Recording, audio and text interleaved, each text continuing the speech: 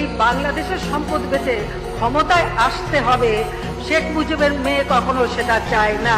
আমার বাবা কারো কাছে মাথা নত করেনি, আমিও করি না। যে দেশের সম্পদ বেচে দিয়ে ক্ষমতা আসতে হবে, ওই রাজনীতি আমি করি না, একটা নীতি দিয়ে করি।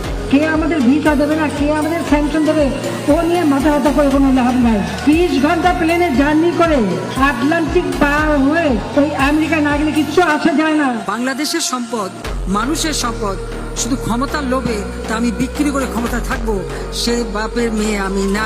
প্রধানমন্ত্রী এটা তো একটা সাময়িক ব্যাপার, কিন্তু আমি তো বঙ্গবন্ধু শেখ মুজিবের মেয়ে।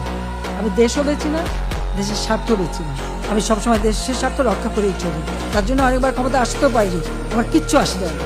আমার দেশের স্বাধীনতার সার্বভৌমত্ব রক্ষা, আমার দেশের মানুষের মাথা দিয়ে উঁচু থাকে, আমার সবসময় সেটাই কাজ। আমি এরও কাছে ধর্ণা দিয়ে বেড়াই। আমি যেটুকু বলতে পারি যে আমি জাতিপিতা বঙ্গবন্ধু শেখ মুজিবের কন্যা। আমার হাত থেকে এই দেশের কোনো সম্পদ কারো কাছে বিক্রি করে আমি ক্ষমতা আসতে চাই না।